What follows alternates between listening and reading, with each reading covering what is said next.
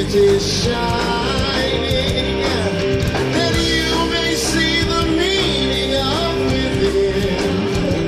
It is being, it is being.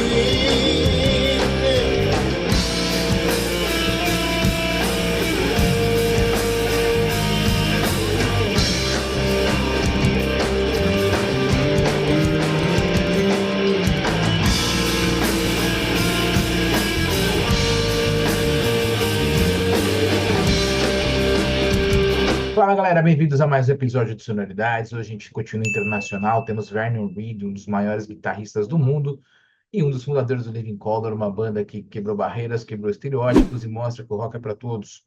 A gente, inevitavelmente, quando a gente ouve falar do Living Colour, a gente lembra de várias questões raciais nos Estados Unidos, várias questões raciais até aqui no Brasil. Eles também fazem uma turnê aqui pelo país. Vamos ter o Black Pantera, que é outra banda que carrega essa bandeira muito forte e que tem que ser carregada mesmo. A questão de representatividade, a questão de não ter racismo, não ter preconceito, não ter essas esquisitices que, infelizmente, como sociedade, a gente tem. O papo, obviamente, passou por isso, por música, inteligência artificial e outras grandes, diferentes e importantes visões do Vernon sobre o mundo, e que você vai ver que você vai concordar com, se não todas, praticamente todas. Curta, compartilhe, faça chegar, tem que chegar. E a gente vê vocês no show, hein? Abraço.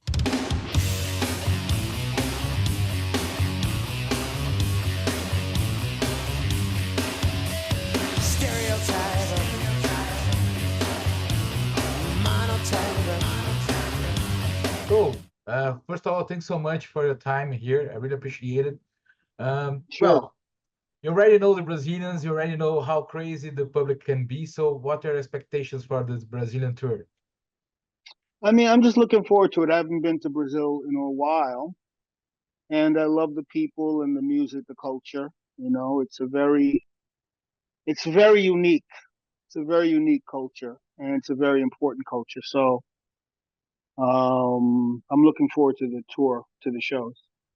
And what can you spoil about the set list? Because I know you have a lot of albums, a lot of hits, but is there any surprise you can spoil to us?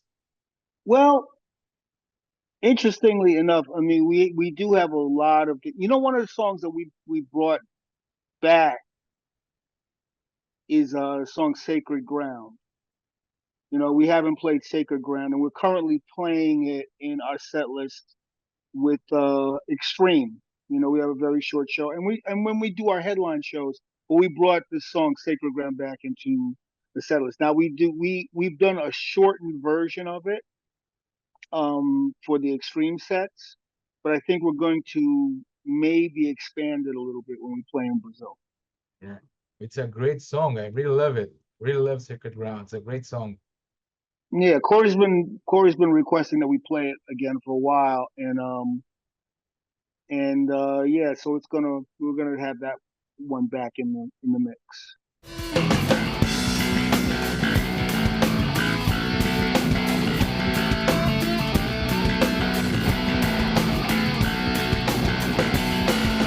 What's up? How many times must we tell them?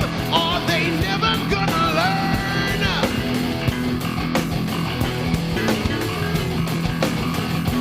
How many times must we tell them? Are they never gonna learn? This is sacred ground. Sacred ground. How many times must we tell them? Are they never gonna learn? This is sacred ground. Sacred ground. Hey. Something interesting about Living Colour concerts is that you saw one, you can't say you have seen it all, because every concert is a different kind of being. I mean, it's like a human being and a mutant, an evolving being. So Well, yeah, because rock music is divided, broadly speaking, into two camps. One camp is play everything exactly like the record, right? So when you hear the record, when you see the performance, you're gonna hear more or less the same thing, and people will really recreate the album experience. The other thing is to have every night be different and to think about it as a transformative experience. And we're more from the second camp. It's like, when people saw Jimi Hendrix, he never, even though he was meticulous in the studio, he never played the song the same way twice. Like you never hear, like Machine Gun was the band of Gypsies. There are two sets. The Machine Gun that everybody knows is from the second set. The Machine Gun from the first set is very different. So that's a whole, and it's very much from some blues and really the jazz, as opposed to the kind of classical music thing where everything is treated the same way. If you hear "Comfortably Numb," by Pink Floyd, David Gilmour is going to play the exact same solo because it's written almost into the song. So, but we're from the latter camp, like when we play Open Letter to a Landlord, we don't know. I don't know where Corey's going to go, I don't know, I don't play the same solo on Cult of Personality. I play little elements of it, but I don't play the exact same solo ever.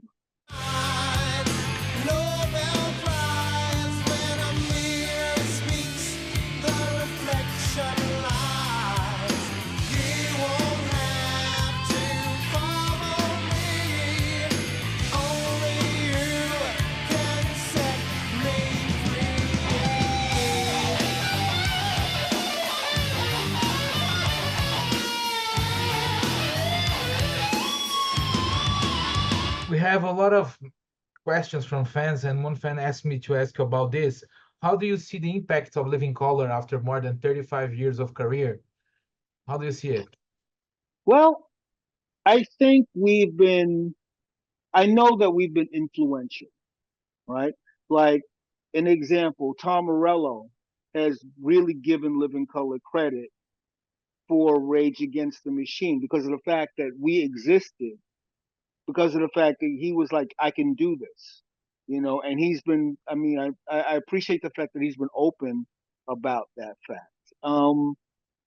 It's one of the things that's funny about Living Color's impact or influence is that, on the one hand, setting aside the obvious thing, right, like race, the very fact that Living Color did something unlikely, that we did something that the odds were against us. It doesn't matter why, but the fact that we did something where the odds were against us is very influential to people on coming up, because when you see somebody do something that defies conventional wisdom, that almost gives permission for whatever you're doing to do whatever you want to do. So we've been influential to.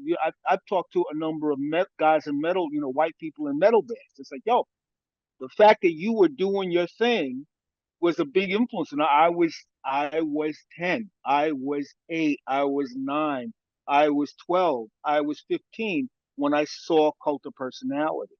So and that's what people would say to me. Or, I started playing guitar because I saw you play guitar. And that's a very weird thing because I'm just living my life. You don't think about the kind of influence or impact that you would have. But because also part of the thing about Living Color is that we are really ourselves. We don't want to be other people. We're not other people, because I never accepted the premise that rock music would be something exclusive to white people. I never accepted. So in a lot of ways, the kind of identity crisis that some people have, who am I trying to be? I have a different identity crisis than that. I don't have an identity crisis about being black and playing this music. And that is something that all the members of the band, from the first album, from before the albums, that's something that we bear in common, is that we don't accept the premise of we're just being ourselves. Rock music is part of the whole thing. So funk and jazz and blues is all part Yeah. of who we are. And so there's no boundary, there's no weirdness.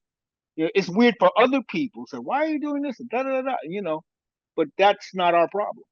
Yeah. It's never been our problem. Yeah, and we have a band in Brazil called Black Pantera, which is your opening act here in São Paulo. They think Oh you're yeah, the same as you, and they talk about the influential of living color in their beginning, in their construction, and everything else. absolutely. But what is most interesting is that the impact of living color in the 90s is also the same impact of living color in 2024. Yeah. Well, you know, part of the thing is a lot of the when I think about our songs, what's weird about them is that the issues or the things the songs are about, you know, we've never fixed those things. Those things are not in the past. Yeah, When we were came up with Time's Up, I was consciously wanted to do a song that was like a tribute to the Bad Brains, you know, because Bad Brains were a big influence on us. yeah, And then Corey came up with these lyrics about the environment. And it was like, wow, it was such an interesting thing. And I said, well, that's great. So he made up this whole lyric about the environment. And weirdly enough, it is more, it has more currency now, yeah, than back then. You know what I mean? Because all we're dealing with climate change and things like that. You know, when I wrote this song, information overload, like now with the advent of AI, I mean, there was no Facebook, there was no Twitter, there was really, when I wrote that song, there was no internet, there were barely any personal computers, there was no email, right? But that's what information overload is. It's more relevant, like Time's Up is more relevant than when it was originally written. Funny Vibe was on the first album. And really, I have said Funny Vibe is really like the first living color song. And, that whole thing about people already judging you by the color of your skin or reacting, I mean, certain things have changed, of course, but certain basic things, we're still grappling with them. We're still grappling with representation.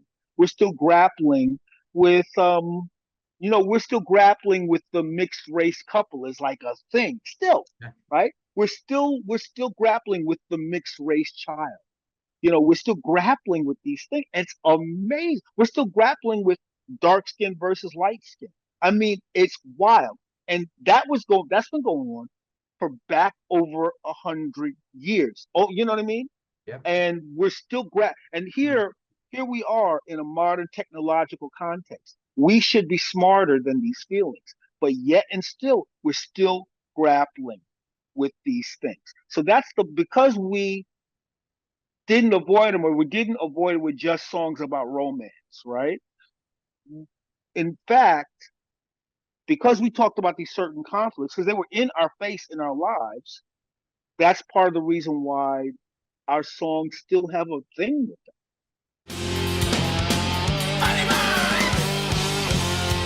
Why you wanna give me that? Why you wanna give me that?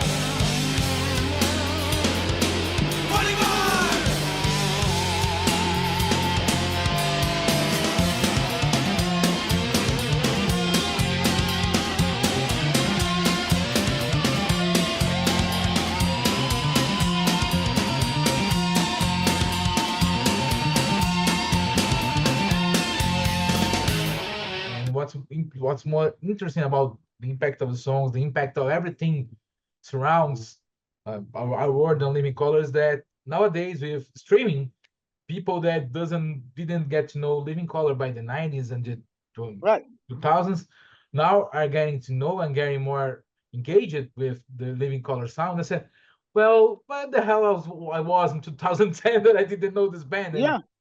you know, It's an amazing thing, because in a way, certain things have been held in place. They stay in place and then they radically shift. Like the introduction of algorithms and AI is is is going to radically shift the conversation, and whether you dig it or not. And in fact, there's going to be a reaction against it. I think there's going to be a time when acoustic music is going to have a huge resurgence, because it's not electronic, or it's not, or AI is not a part of it. old school analog electronics are going to have a resurgence because, things like the fact that vinyl records, because if you play a vinyl record, you're not being tracked. You're not, and for young people who experiencing the album cover and the artwork, and also the idea that you're not being marketed to this creepy stuff. The ghost in the machine is live. The Yeah. ghost in the machine is when we click on something that we like, right? You click on something that we like, then you pick up your phone, and then you see something else that's something that you like. That's because when you click on the thing you like, right? They know, oh, you like that? How about this? And then we go, and it's insidious because, hey, I like that too. So then you click on that thing, and again, you're telling them another thing about yourself. What's amazing is people, the idea of privacy, like, the Pretenders had a song, Private Life Trauma. Now it's amazing the things that people put into social media Yeah. just to get a reaction.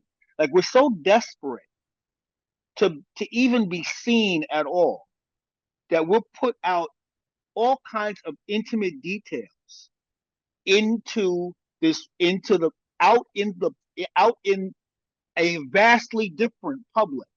Yeah. It's kind of that evolution of things, and now you're going to add in artificial intelligence or large language models, Yeah.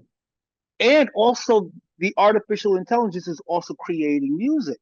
So there's like a whole thing it's going way past sampling, because he was like used to sample a break off a record, and if you use a sample, then suddenly you have a hit record with a sample, and suddenly you're in a problem because hey, I didn't. So now you have an extra songwriter.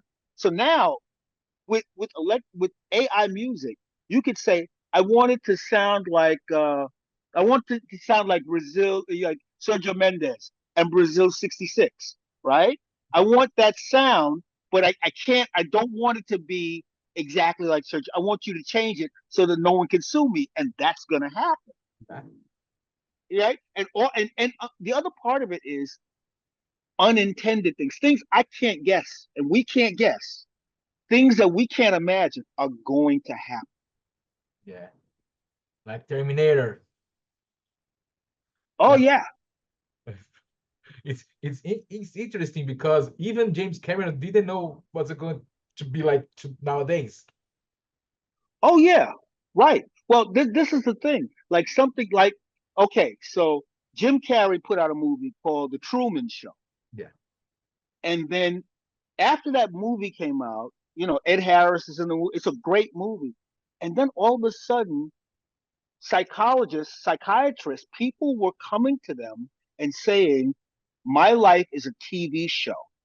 And somebody and everybody in my life are actors. Suddenly, the Truman Show delusion became a thing. It's it's weird.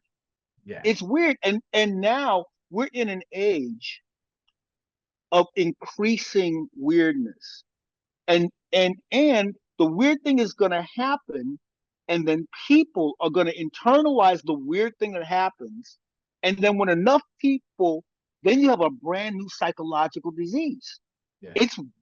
I mean, that's the thing about media and our interactions and streaming and all the thing. Like, okay, I'll look on TikTok, which TikTok is hazardous for your health.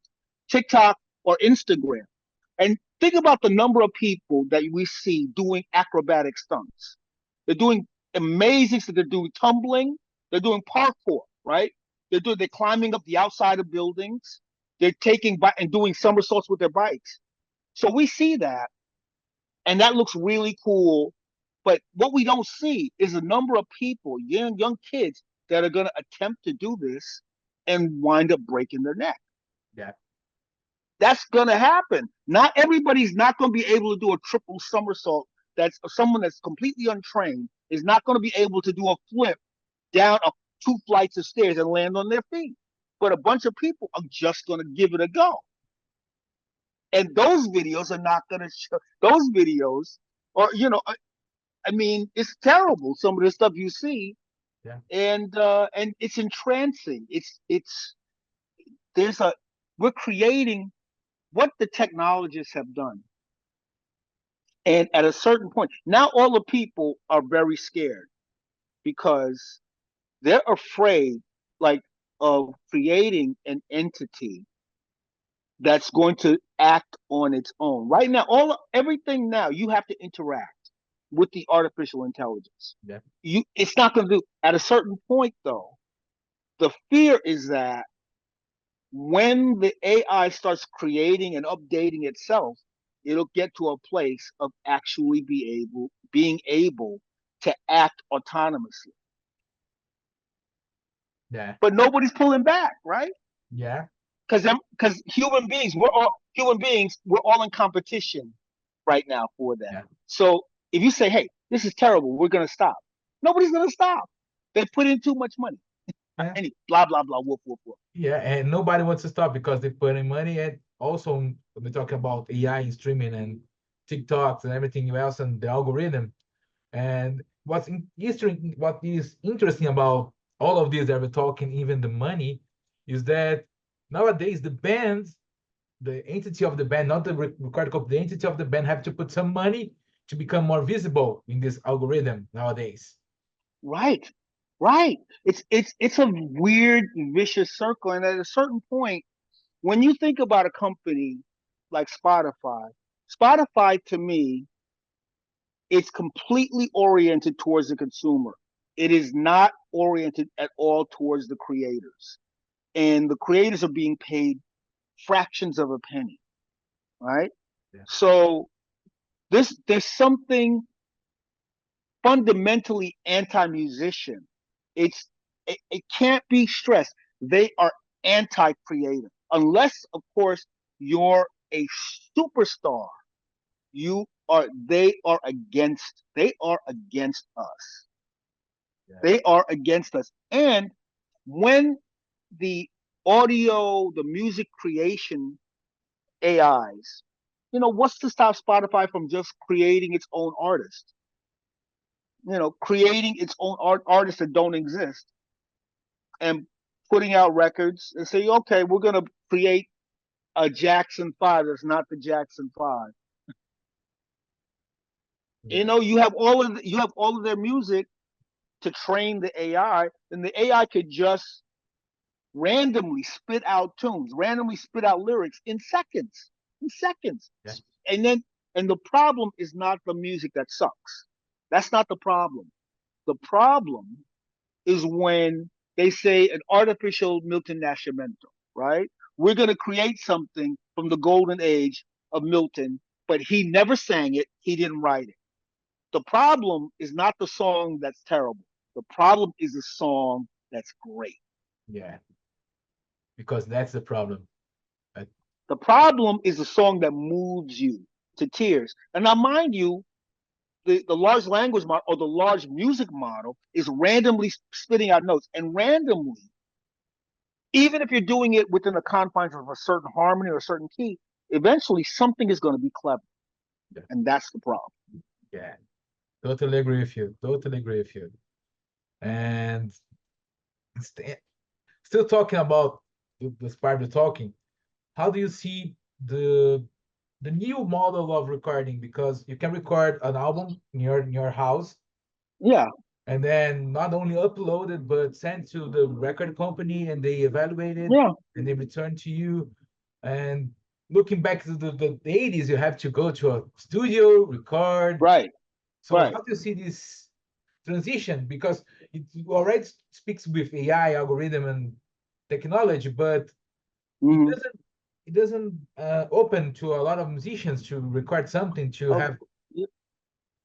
yeah, it's what's happening is the musicians of the past, before, okay, say if you were going to see a maestro or somebody, you had to go to the hall Yeah. to get the ticket to see the person.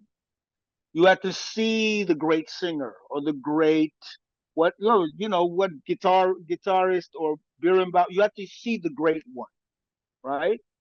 Then once recording came into it, first with cylinders and then with 78s and then with vinyl records, Every move has been a technological move. The 78s were brilliant, but they would break, right? Then the vinyl records were unbreakable records, and then tape. And once people had records, a saxophone player could put on a record of Charlie Parker, and they would sit there for hours trying to catch a little lick, right? If they could slow the record player down, they would. It became an obsession. It became an obsession with people. Something new came into being, and out of the new thing that came into being, some people would become great at it, right? They don't have to read music. They just hear it, right? And they become really good at it. Once we imitate, we human beings, we imitate each other. Yeah. Whatever the other story is, right? And whatever the story is about, and this is the conflict, right? Because the story about the Negro, the Indio, the story about the conquistador, the story about whatever story there is. But if they do something interesting and you hear it or you see it, some part of you goes, I could do that. I'm going to do those dance steps. I'm going to do this song. Because it speaks to you. This is a human thing, not at all involved with any other political ramification. If something speaks to you, you go towards it. A lot of times, think about this. If you're born in a certain year, you are exposed to a certain thing. If you're not born in that year, you're not exposed to it. Yeah. If you were born at a time when bands were popular, like for example, pop music was very conservative. Like everybody wore tuxedo. Everybody was very formal, right? When the Beatles, they grew their hair long. When the people showed up, decided I'm gonna wear an afro. And these things assaulted society. It was outrageous. It was an outrage. And then what happens is all societies, you either suppress the outrage and its influence, but at a certain point, when you have a pocket radio, you can't stop people from hearing. So technological. The radio had to sit in the family room, right? Yeah. Papa could shut the radio off, right? But when the radios became small, then Junior could take the radio and late at night and play it very softly, and then they could hear James Brown, or they could hear Lead Belly, or they could hear whoever Papa doesn't like, right? They could hear Chuck Berry, and at that point, the cat's out of the bag. And this has been the situation. Now, all of a sudden, when the Beatles came out and the Stones, all over, kids started forming bands. It became a thing. And some of those kids, they came up with a tune. They did a thing. So all of a sudden, to be a rock star was not just something that some weirdos did, some freaks, were kicked out of their churches. All of a sudden, it's like, I could do that. I could do that. At that point, it becomes viral. That's what viral means, right? Yeah. Viral is seeing Frank Sinatra and girls screaming. Viral is seeing James Brown do a spin, and you go, "Holy cow!" Right? Viral, and it's unpredictable. But what's predictable is that something's going to happen. So now, to be a rock star, there's a game called rock star. Like anybody, if you're successful in business, they call you a rock star. Yeah. Right? Not even related to music. So the thing that's happening is a lot of clever people with the same desires. Yeah. They want to be special. Everybody wants to be special. And Andy Warhol told us, one day everybody's going to be famous for 15 minutes. And now the interval is much shorter. Everybody's going to be famous for 5 minutes. Yeah. And the hunger to be recognized amongst the masses is like a kind of mania, right? So now we've created genres of and genres, not only genres, but the methodology of how do you become this and how do you become that. Yeah. So the individual becomes subject to rules. Think about it. At one point, rock and roll and jazz had no rules. It was like people were making it up, right? Yep. And then all of a sudden, there are institutions that tell you how to properly play like Thelonious Monk. Thelonious Monk was like a maniac. I mean, he was like he played in a way that was like what his music was, and now it's a whole methodology, and that's part of the problem. We have a lot of clever people. We have too many clever people that all want the same dream at the same time, right? And this is as soon as an artist shows up, right? You have 1,000 people that are ready to be that person. A Billie Eilish, right, shows up, and she's like this interesting persona, right? She's the young girl that's over it. That's her persona. She's already over it. She's over her boyfriend. She's over things, and that is she an outgrowth of culture? She's kind of an outgrowth of culture, but now she's a complete, avatar, and there are a million young women, right, that they are her. Taylor Swift, her parents took her to Nashville, and now how many parents are taking their kids to Nashville, hoping that their cute daughter with talent is going to become the next Taylor Swift? This is like it's a wild cultural strange phenomenon. It's like a million boys from broken homes want to be Kurt Cobain. Yeah. Yeah. It's extremely correct. It's crazy. It's Yeah. it's weird. It's a weird thing that we live with. Yeah. Strange times. Yeah, and have been. And the thing is, the strange times have been with us for a long time. The thing is, the strange times have been accelerated. Yeah. That's true. That's true. Totally agree with you. It's, Wild. It's wild. It's fascinating. It's part of it is fascinating, entertaining, and also terrifying. yeah. Totally agree with you. It's entertaining and terrifying. That's the definitive point of it. It's wild. It's like think about horror. We entertain ourselves Yeah. with terrible things like the true crime. I'm sure that in Brazil, true crime is like a big thing in Yeah. Brazil, It's a big, right? big thing. Yeah.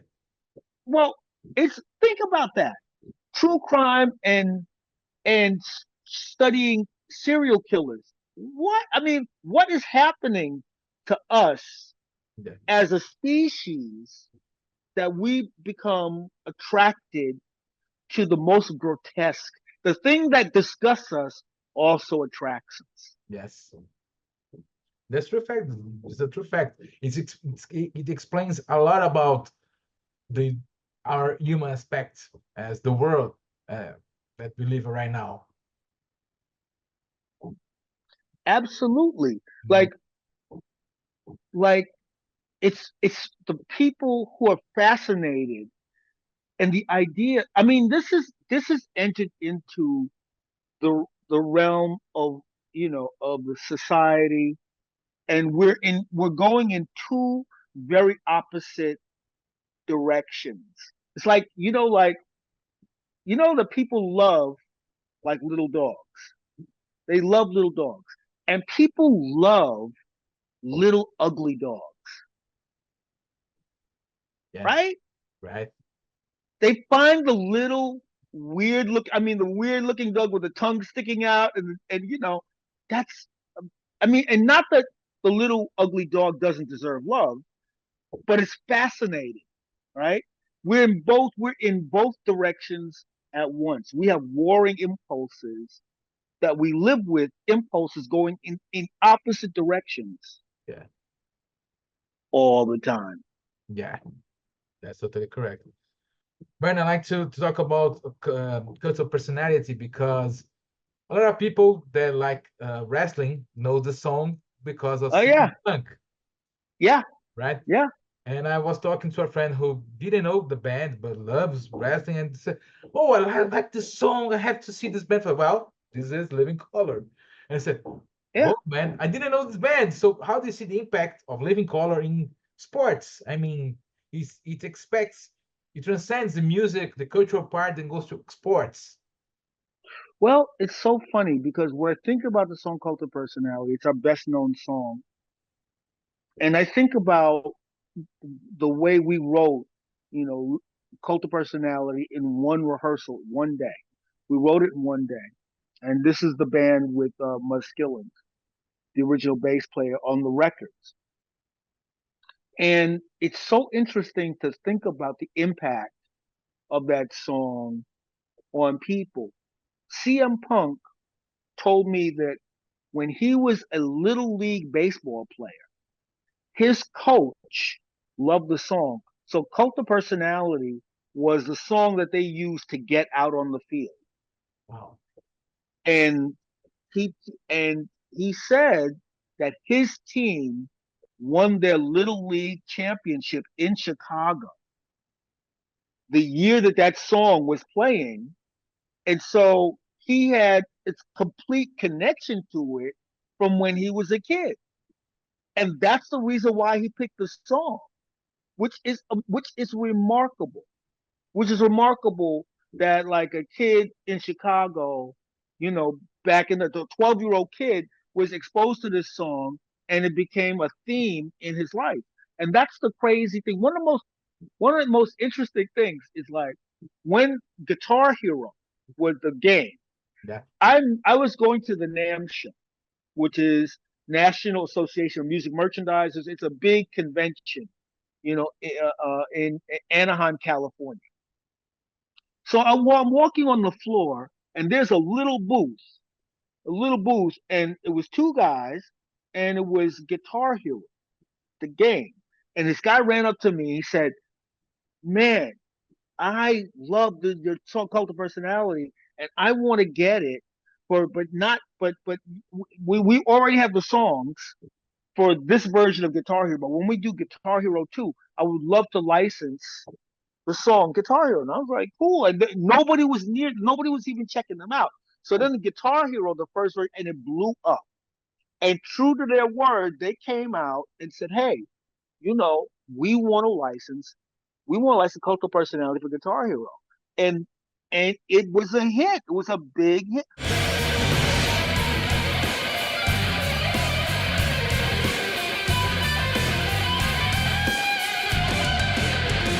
It's so like a weird thing. Like one of my favorite TV shows is The Walking Dead. Yeah. You know, The Walking Dead, the graphic novel, and then the TV show. The last episode of The Walking Dead, they have all these zombies are coming, and they're you know, and they have to use sound to distract all the zombies, and they put on Cult of Personality, and I didn't know. I mean, we received a licensing request, and I said, "Sure, I love that show." So I'm looking at the last episode, and they pull out a record, and I freaked, it freaked me completely out. It's kind of incredible. So the song has had many interesting lives, Yeah. and just the words. You know, I had the words in a notebook, and I just look in my eyes. What do you see? The Cult of Personality. Everything about that tune. The fact that Malcolm X is in the front of it. Malcolm X is in the front of that tune because when when we used to play that song, we used to play it with a Martin Luther King, free at last, thank God Almighty we are free at last. We couldn't clear the sample. The King family wouldn't give us permission. So I was in Harlem and I saw this guy who was selling tapes of Malcolm X, and he had this thing, song, his speech to the grassroots, right? And while I'm standing looking, I heard, during the few moments that we have left, we want to talk right down in Langston. I said, wait a minute, I bought the tape. And it turns out that one of Malcolm X's daughters was a fan of the band. She used to see us as CBGBs. She was a friend of my first wife. So then she went, and I was like, "Oh, I want to use this," and she went to her mom, Betty Shabazz, and said, "We should let this band do the thing." It's all of the crazy parts of how the song came together Yeah. is all part of the mythology. Look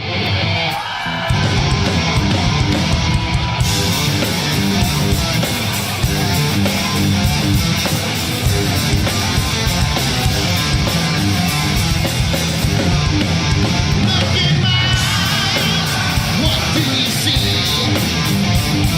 The kind of personality. Well, Vernon, our time is running out. I have 2 minutes left. This will be my last question. Is Okay. there a new album in mind? We have started recording.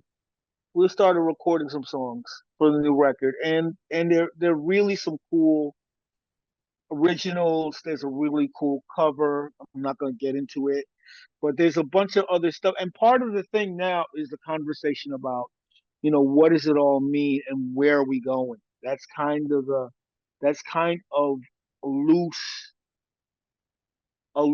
If there's a theme, I mean, we have quite a few songs to record yet, but there's, where's it all going?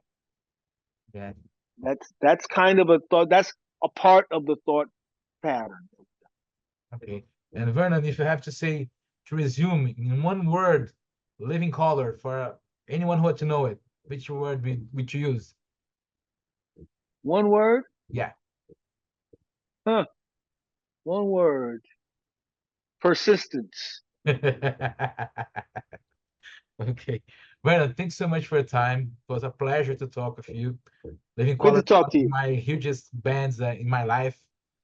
I have a autographs from the band from the show here in Brazil 2004. Yeah, man. And I was there, and I will be there 12 October. Man, I look forward to shaking your hand, bro. Gun violence takes the life of a young African-American man every 5 hours. It's the leading cause of death for black men under the age of 35.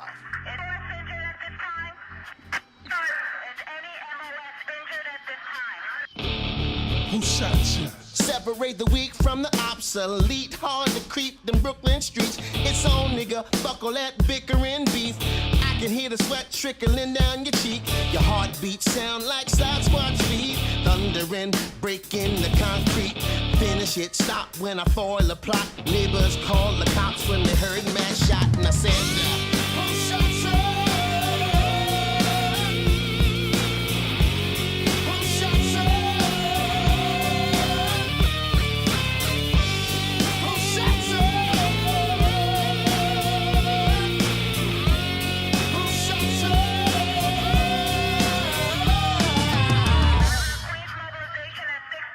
Saw me in the drop, 3 in the corner, slaughter, electrical tape around your daughter.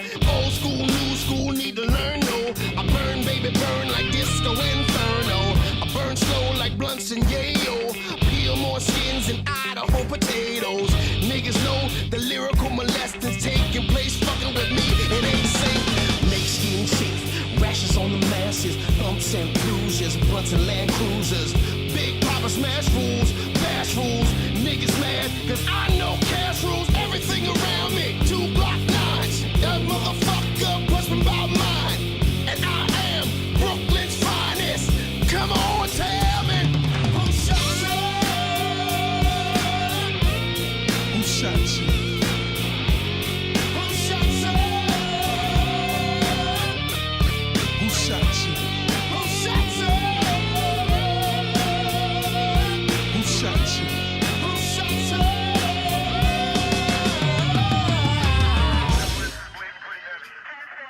I seen the lights excite all the freaks. Stack mad chips, spread love with my peeps. Niggas wanna creep, gotta watch my back. Think the cognac and endo sack made me slack. I switches all that. Cocksucker G's up.